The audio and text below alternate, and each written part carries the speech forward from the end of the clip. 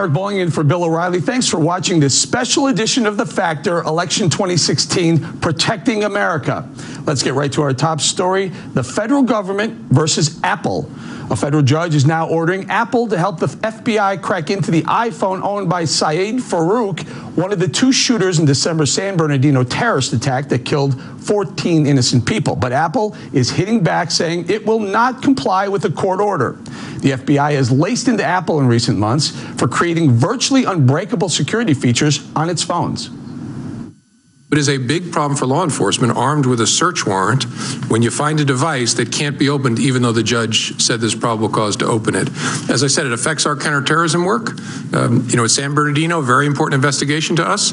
We still have one of those killer's phones that we have not been able to open. Right? It's been over 2 months now. We're still working on it. But despite that, Apple Chief Executive Tim Cook has fiercely defended the security protections on Apple's devices. On your smartphone today, on your iPhone, there's likely health information, there's financial information, there are intimate conversations with your family or your coworkers, there's probably business secrets, and you should have the ability to protect it. And the only way we know how to do that is to encrypt it. Why is that? It's because if there's a way to get in, then somebody will find a way in. I don't believe that the trade-off here is privacy versus national security. I think that's an overly simplistic view. We're America. We should have both. And the brawl between the feds and Apple is entering the 2016 presidential campaign. Donald Trump weighed in on the controversy today. I agree 100% with the courts. In that case, we should open it up. These are two people radicalized who were given a wedding party by the people that they killed. There's something going on. We have to be very careful. We have to be very vigilant. But to think that Apple won't allow us to get into her cell phone, who do they think they are? Joining us now to analyze, privacy and security attorney Scott Vernick, along with Philip Siegel, an investigative attorney. Now, I have one pro-Apple, one pro-FBI. Let me start with you, Scott. You're on the Tim Cook side that says Apple should keep this backdoor, this encrypting backdoor closed, right?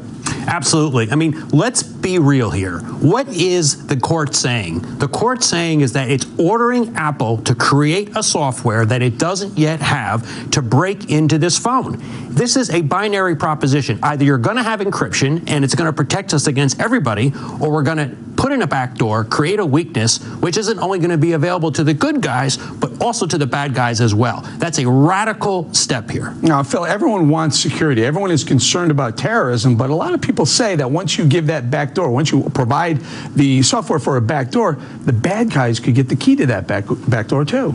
That's right, and they do say that, but up until Apple only had this encryption for the last year. In 2012, 2013, 2014, the bad guys, there were breaches, but you're talking about having to have a balance. And to go back to one point, is there a balance? It's either there is the software or there isn't. Whereas I don't see where there's a balance. The government has the right to go into your ISP and get your email. The government has the right to go to the hospital and get your medical records. The government already has these rights, and these rights are limited by the courts. And no one is saying that the government will have the right to look at everybody's iPhone, to go into your house, grab your iPhone, and use this backdoor. Not yet, though. Not yet. What about it, Scott? I already heard the New York chief of police already saying, hey, we may want to use some of this backdoor window to look into some other types of crimes, murder, rape, etc. You see, therein lies the rub, right? It's a slippery slope. Once you create this software that will enable law enforcement or Homeland Security to get past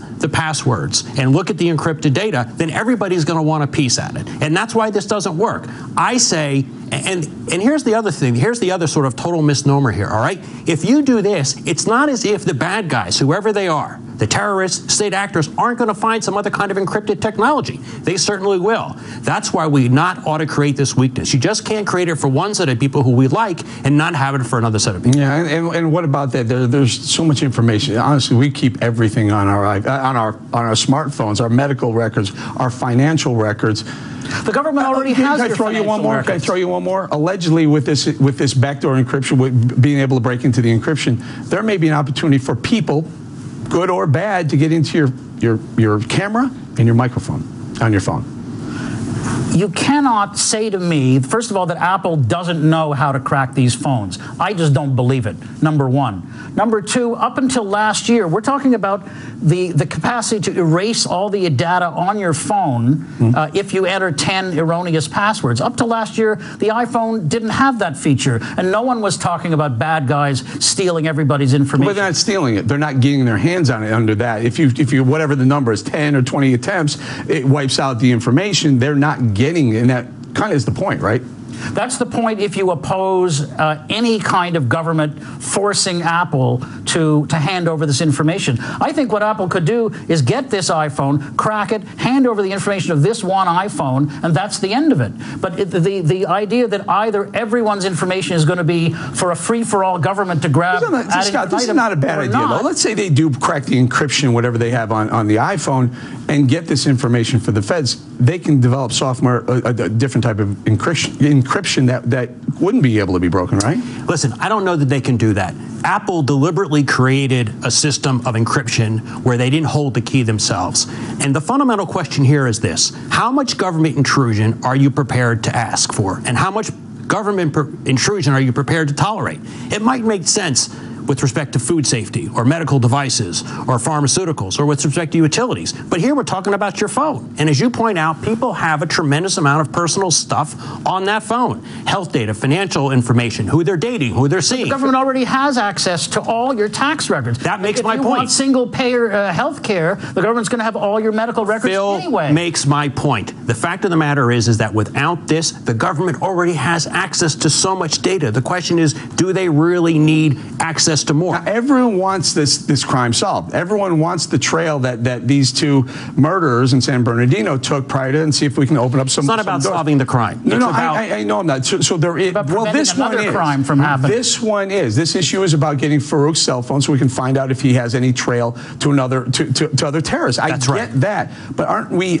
So you solve a crime, or you thwart one terror attack. Do you really want to open literally the rest of the population up to possible terror? ISIS getting hold of all of our information.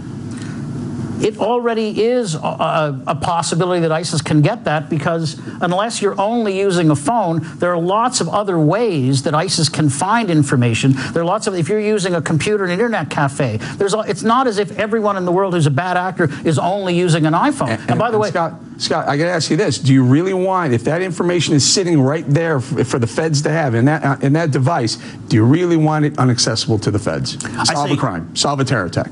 I say yes. And the reason why I say yes is because I think that you can work around, that the government, Homeland Security, FBI, whoever it is, can work around that encryption issue. They can look at metadata. They can look at other sources of information they have.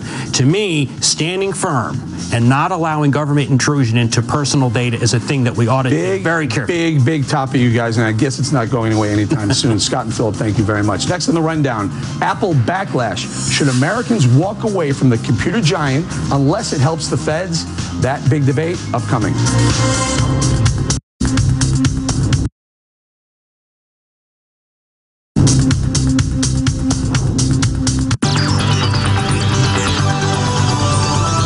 In New York, Monica Crowley, Fox News contributor, and Jeannie Zaino, a political science professor at Iona College. Now, I started with the pro-Apple guy in the A block. Let me start with the am I right? Anti-Apple. People should walk away from Apple if they don't hack into their own iPhone. Jeannie? You know, I do think that Apple is making a big mistake, and it's bordering on un-American at this point and unpatriotic. Look, if I had information that was detrimental to the security of the United States potentially, I would be forced under a judge's order to go and reveal that information. And a corporation like Apple, that is an American corporation, there's no difference. And I appreciate their interest in privacy, although I think there's a profit motive there. But I am a huge proponent of privacy. But you have to balance that. Not profit. But you have to. Well, not profit. No, because this is an issue. This is an issue. One of the biggest selling points of an iPhone is their encryption firewall that you can't break through. The feds are basically asking Apple to take that out of their selling their product. Look, I think every consumer should make their own determination and judgment based on this case, whether or not they still want to buy Apple products or not. This is a free market. Buy if you want. Don't buy if you don't. But to your point about the encryption for Apple,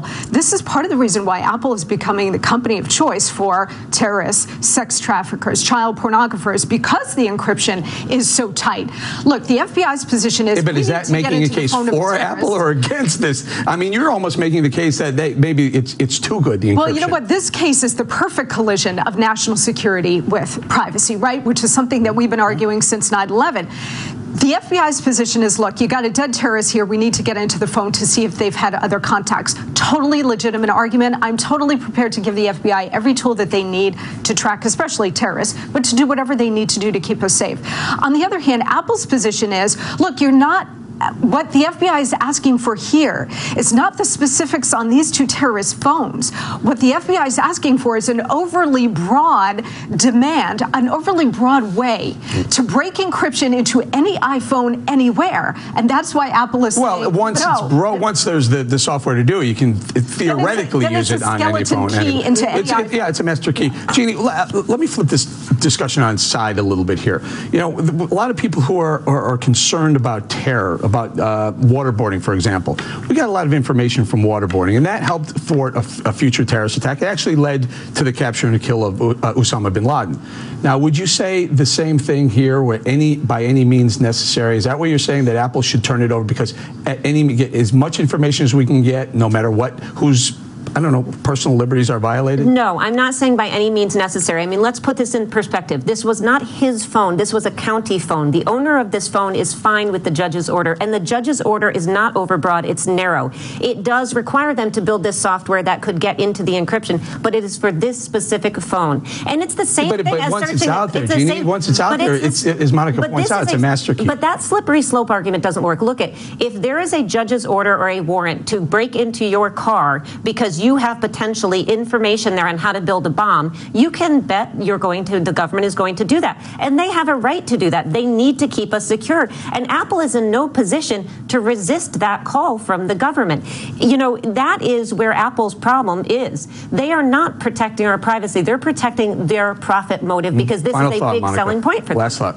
Yeah, no, look, I think, consumers, I think when they choose a phone, this is why I carry a BlackBerry, right? You want as much privacy as you can. This is why the president carries a BlackBerry and the Kardashians, same thing. But we're dealing in a very murky area. And again, it's an area that we've been struggling with since 9/11. The FBI has since today come back and said, no, this is not to your point, Jeannie, this is not an overly broad request. So let me just point this out. Camera one. One of each. One of each. Got them all, bases covered. Jeannie, Monica, thank you very much. Up next on this O'Reilly Factor special, Donald Trump bashes President Obama and his terror-fighting record, but what about Trump's own plan to keep America safe? We'll get into that in a minute. 2016 segment tonight, Donald Trump and the security threat against America. Trump's tough talk is helping push his support to new highs with Republican voters. The latest national Quinnipiac poll shows Trump with a 2-to-1 lead over his rivals, coming in at 39%.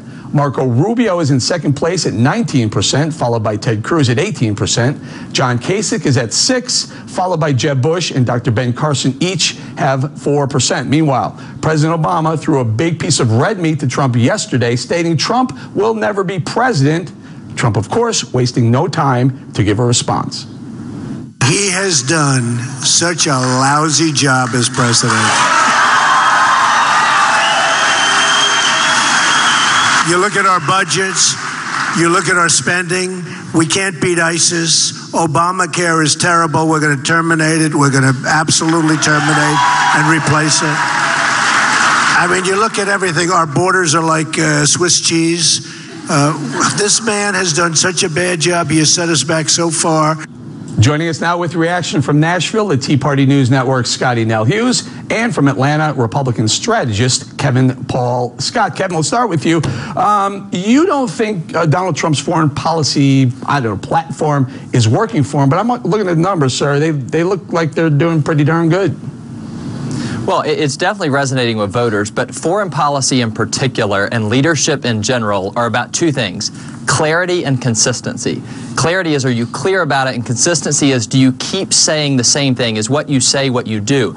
You got to understand this. Obama's foreign policy is reckless, not as much because he's weak, but because he wavers, whether it's the red line in Syria or the Ukraine and Russia. So here's my issue with Trump. It's not his clarity. He's very clear on what he's going to do, but his policy changes over the years makes me worried, and I think it's going to make our allies and our enemies worried when he's very clear. Is that same clarity going to hold true 6 months from now, a year from now? And it's important that our allies can trust us and our enemies respect us. Right, that's my fear with Donald Trump. Scotty, now, what are the foreign policy changes that Kevin mentions? Well, that's kind of what I was wondering, because, I mean, Mr. Trump has admitted on social issues he's evolved just like Ronald Reagan did. But on these foreign policy issues, I actually think he's been pretty consistent. He's saying he's not going to sit there and declare war on these very temperamental leaders that are in China and Russia. Rather, he's going to earn their respect. And, you know, I like that idea of earning respect and being the biggest powerhouse in the world, and not necessarily because we have to use it, but because people fear us. It's kind of like insurance. And I think Mr. Trump has been that same way. He's also not going to be some sort of neocon that's just going to go in and start bombing people without knowing what actually the end result and what it is for America. Let me bring it back to Kevin. Which wavering are you talking about? You point out that President Obama, his foreign policy was weak because he's changed his stance, but then you say Donald Trump is also which policies? I'm trying to figure it out. Go. Donald Trump, he's going heavily after Hillary Clinton, is the same guy that said she was a great Secretary of State a few years ago. Now, don't get me wrong, Donald Trump is a great deal maker, and I actually think that would be hugely effective. What is that? That's not foreign policy. That's a compliment. Stay on the foreign policy. You said you levied it. You said that Donald Trump has wavered on his foreign policy stance. I'm trying to hear what it is that you suggest he's wavering on. Because Donald Trump, as a citizen, says that Hillary Clinton is a great Secretary of State, and now as a candidate, policy, though. That's an opinion of a former Secretary of State, not a foreign.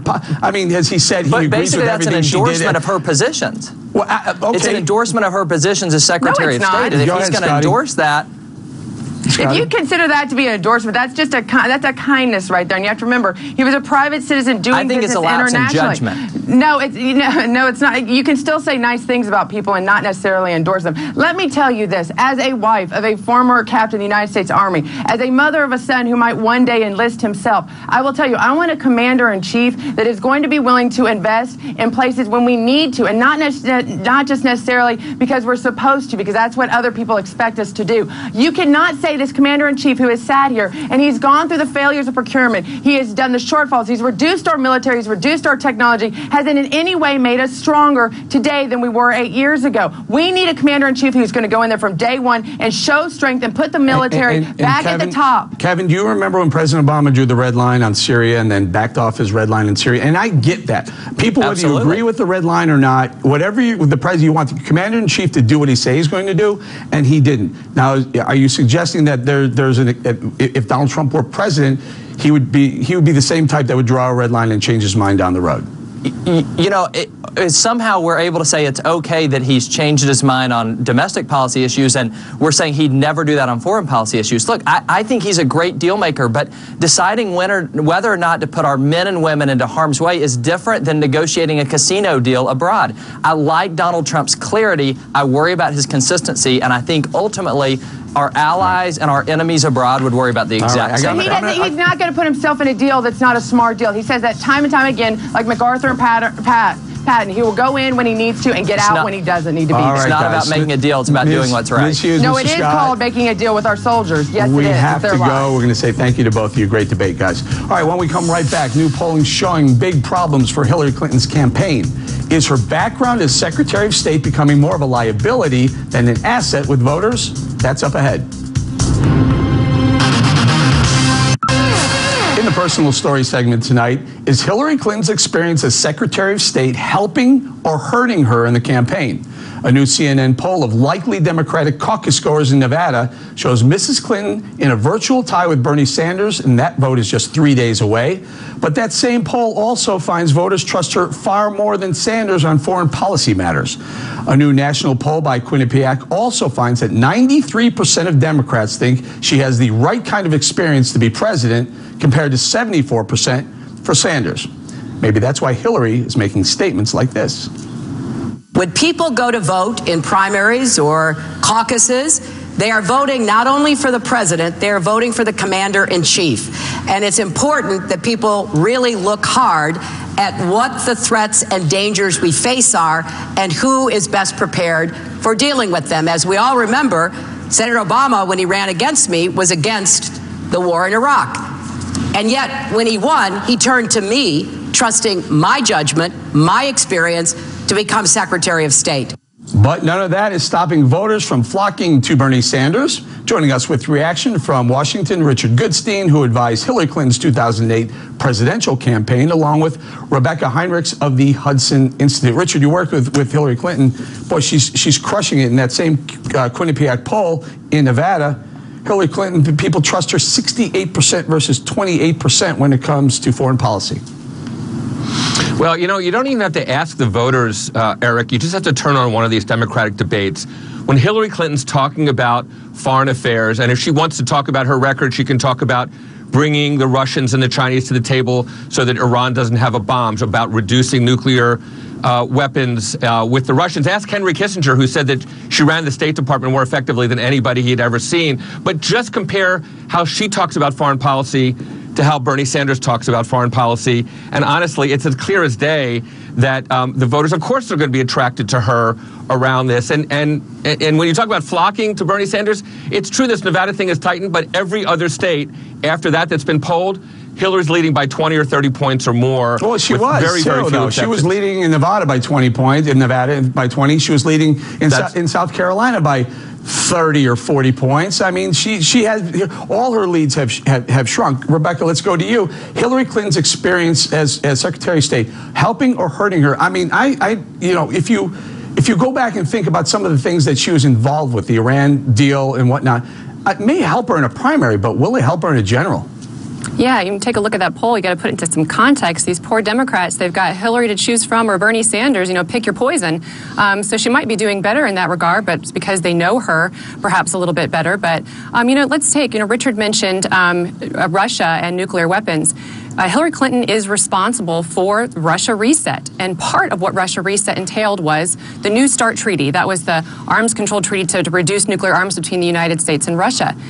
The missiles that the Russians would not allow to be included in the deal are the very same ones that they're now threatening NATO allies with. And the Obama administration conceded on that point. Short-range tactical nuclear weapons. It was a failure. New START was a failure. Russia Reset was a failure. You see, the Russians are more emboldened now. Look at what they're doing in the Middle East. Look at what they're doing in Syria. So she owns Russia Reset, and it was a disaster. She owns... And Richard, she does. She owns those. She also owns the Iran deal that ends up looking really, really bad for America. Just yesterday, we heard that the Iranians are now dealing with the Russians, as Rebecca points out, to buy not only tanks but also fighter jets, both violations of the Iran deal. Now, we have her DNA on that deal. When Hillary Clinton became president, the U.S. was reviled, became Secretary of State. The U.S. was reviled around the world. George Bush couldn't go anywhere without almost literally being inside a bubble. And now, yeah, we have North Korea that wants to kill us. We have Iranians that want to kill us. We have ISIS that wants to behead us and drown us. Talk to any CEO who wants to open operations abroad. Hillary Clinton went to bat for Boeing, for GE, for Corning, and the list goes on and on. Wait a minute. You just named two companies that happen to be tied to donations to the Clinton Foundation so you're for saying deals with foreign countries. Rebecca, hold on, Richard. Hold on. No, Eric, you're saying that she shouldn't have... You're saying she shouldn't have created jobs in the U.S.? Is that what you're saying? No, I'll tell you what she did. Hold on. With the Iran deal. Hang on. Stop. Hold on. You named two companies that I know for a fact that the donations were made on behalf of GE and Boeing, and they ended up with deals with foreign countries. Foreign countries have also had, the same countries who, Rebecca, have also had Bill Clinton speaking for $400,000 and $500,000 for an hour. Rebecca. That's exactly right. You want to talk about jobs she created? All of that, the billions of dollars pumped into the Iranian economy is going to go straight to building missiles, straight to building greater conventional arms. And you know where all that money is going to go to as well? North Korea. North Korea has been building ballistic missiles, and Iran is one of North Korea's biggest clients. It'll be a giant jobs program for North Korean missile scientists and nuclear scientists. Right, those are the jobs we should be worried about. We're going to give Richard final word. 20 seconds. Yeah, go. listen, Iran would have a nuclear weapon today but for Hillary Clinton marshaling the sanctions program that brought the Russians and the Chinese to the table. Period. There is no debate about that. All right. So if there's a single All thing right. that she's Some of us would responsible like to for, debate I that, thank but her. you're saying there's no That's debate, just but not true. this is no spin zone, so there's always a debate. Rebecca, Richard, thank you very much. Coming up on this special edition of the O'Reilly Factor, Karl Rove slices and dices, addresses and assesses the strengths and weaknesses of all the candidates and their plans to keep America safe. Moments away.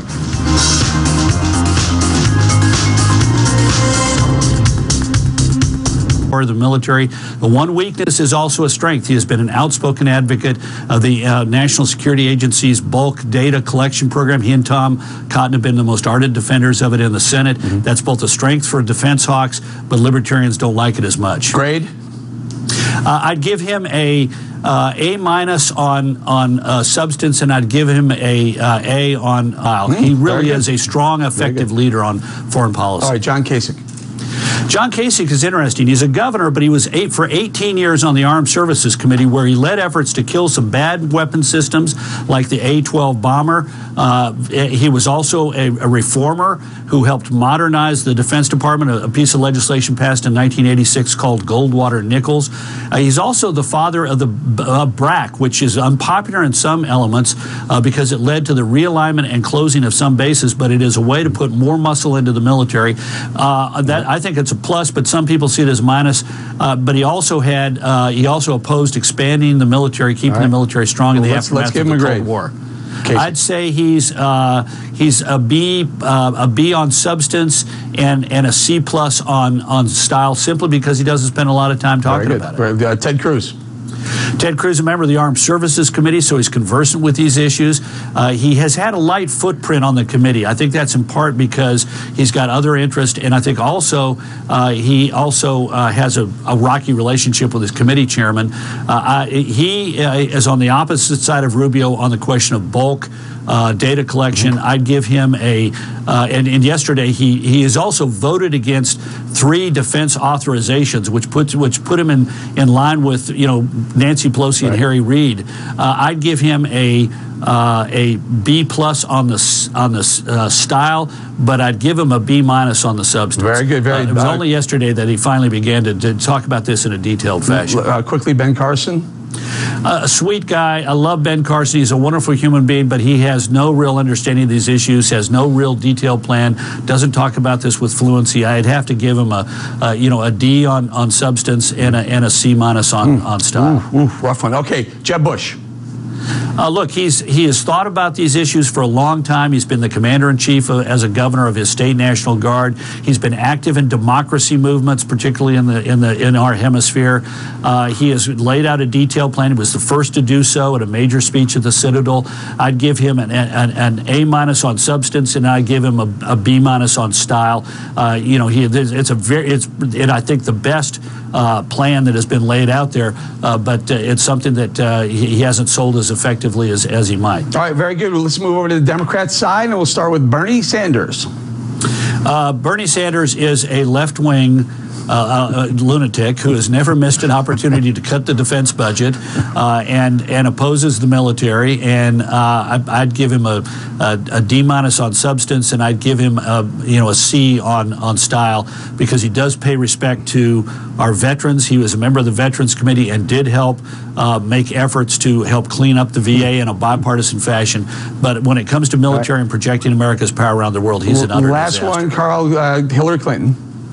Well, this is a mixed bag, because Hillary Clinton, when she was in the United States Senate, helped strengthen defense. She was an advocate for a stronger military. She was a more effective advocate and a more fervent advocate than most Democrats. Only a handful of Democrats seem to care about the military. On the other hand, this has dropped to the bottom of her agenda this time around, and she rarely talks about it. I'd give her a C on style, and I'd give her a C on substance. Neither Democrat has really made talking about national defense and America's projecting its power in the world. Neither one of us made Mr. it. Rove, I think you gave Hillary Clinton a little bit higher grades than one or two of the Republicans. I'm not sure. Are you wearing blue for a reason tonight? I only gave them higher than one. If you paid close attention, which I know is tough for you, Bully. You got a limited attention span. But I am noticing the blue shirt, the blue tie, and the blue drapes in the background. It's a blue sky in Texas today, and if you like, next time I come on, I'll dress entirely in red, Bowling, if that'll make you feel better. That would make you feel a little bit better. I've noticed you've been wearing blue shirts and no tie. What's that all about? I don't know. We'll talk about it next time, Karl. Thank you so much. Always good to have you on. All right, and a quick reminder, if you want to see Miller and O'Reilly on tour, there are 2 shows remaining with tickets left. Los Angeles at the Microsoft Theater on March 12th. And Fairfax, Virginia at the Eagle Bank Arena on May 7th. Tickets are going fast, so book ASAP. And if you want to become a premium member, you get access to great exclusive content, so be sure to check out BillO'Reilly.com. Directly ahead, which candidate do you trust most to protect America?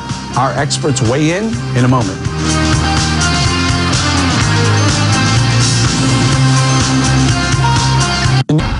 In the Unresolved Problems segment tonight, which presidential candidate should Americans trust the most to protect the country?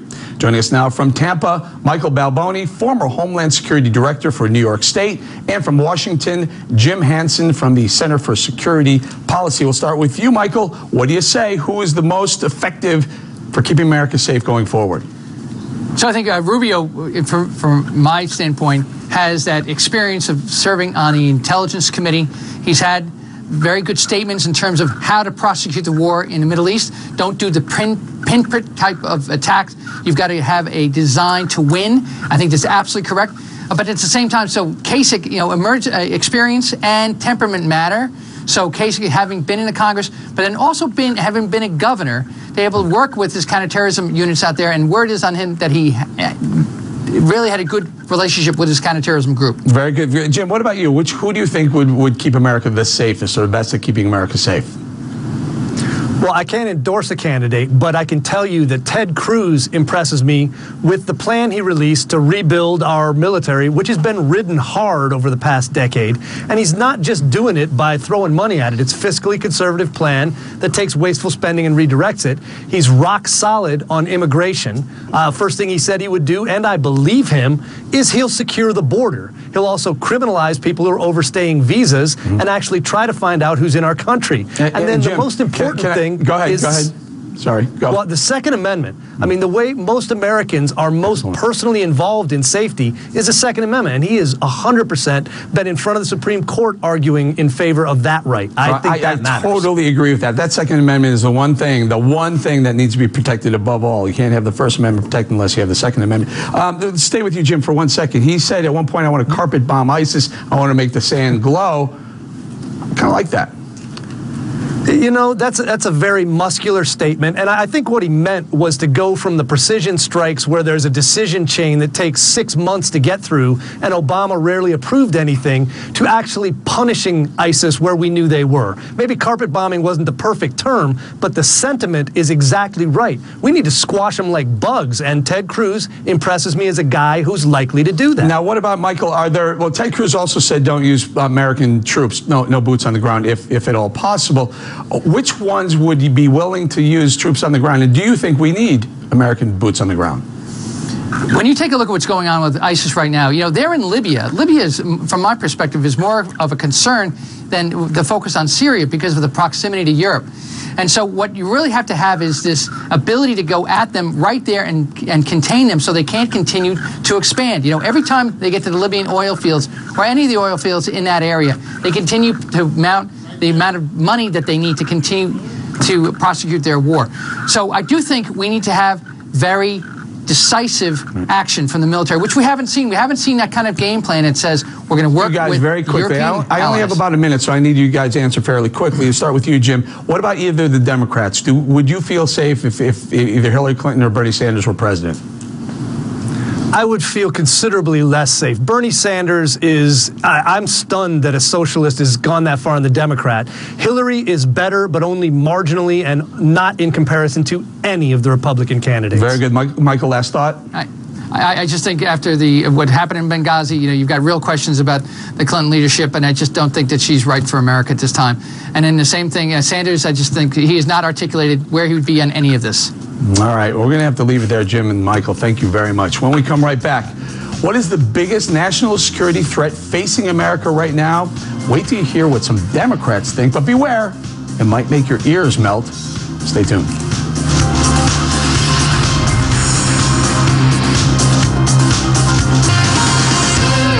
In the Back of the Book segment tonight, what's the biggest threat facing the United States? Throw that question to a Democrat like Bernie Sanders, and you'll probably hear something like this. In the previous debate, you said the greatest threat to national security was climate change. Do you still believe that? Absolutely. In fact, climate change is directly related to the growth of terrorism. And if we do not get our act together and listen to what the scientists say, you're going to see countries all over the world. This is what the CIA says. They're going to be struggling over limited amounts of water, limited amounts of land to grow their crops, and you're going to see all kinds of international conflict. Joining us now from Washington, David Arkush, the managing director of the climate program at the group Public Citizen. Now, you agree with Mr. Sanders, Mr. Arkush, don't you? I think he's pretty much right. He's right that climate change is a very severe national security threat. I don't think it actually makes a whole lot of sense to ask what's the #1 threat facing the U.S. That's kind of that's the type of question that's designed to make you look bad tomorrow when something different happens than what you said. And also, it sort of makes you think that we can only do one thing or the other. I think we can fight all the threats. So go ahead. I mean, for our viewers know, the link between climate change and terrorism is if there's a massive amount of climate change, then lands won't be able to be planted and grown, food, there'll be poverty, people will turn to terrorism to support their families rather than farming and whatnot, and then they'll go ahead and... Now, that's the link you're trying to make here? That's part of the picture. I mean, you're going to have mass starvation, food shortages, water shortages. You're going to have increases in disease.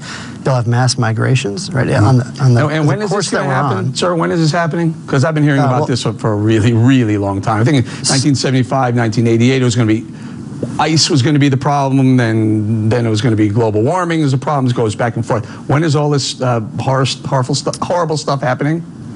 Some of it's already happening. So there's pretty good evidence now that climate change contributed to the rise of ISIS in Syria. It didn't cause it directly.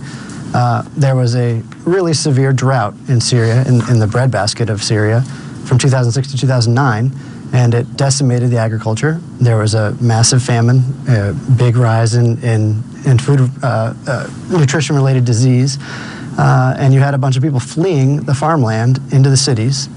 Basically refugees internally in the country. 1.5 million people fled their farms and went to the cities. I'm still with you. So and so you say they're vulnerable to terrorists, saying, "Hey, here's $500, come join our jihad against the West." Well, what happens is when they get there, first of all, there's already 1.5 million refugees from Iraq, from the war. And then they contribute to problems that are already there, right? There's already poverty in the cities, there's already unemployment in the cities, there's already problems with corruption, there's already a lot of dissatisfaction with the government and social unrest, and this just exacerbates those problems. And the Assad government didn't handle any of this very well, didn't respond very well, and by about 2011, here's my point. It turns into an uprising. Again, I'm trying to get back. This is national security. Bernie Sanders says it's a national security issue for America. How is this our issue? You know, if they're mad that they can't feel the lands and they're getting paid by ISIS, they want to kill Americans. Why? Well, I think that it's pretty widely recognized. If you ask Pentagon officials, they will tell you that problems like food scarcity, lack of water, lack of food, lack of employment opportunities, social unrest, those are the types of things that contribute to terrorism and other kinds of violence. I got to tell you, David, I'm scratching my head. I mean, it's the weather. It gets warmer, it gets colder. There are decades of global warming, decades of global cooling. And guess what? Those fields in Syria, they were going to be able to be planted again as soon as the drought broke, and that's exactly what's happening. David, I'm going to have to leave it right there. Thank you. And that's it for us tonight. Thanks for watching this O'Reilly Factor Election 2016 special, Protecting America. I'm Eric Bolling in for Bill O'Reilly. And please remember, the spin stops here because we're looking out for you.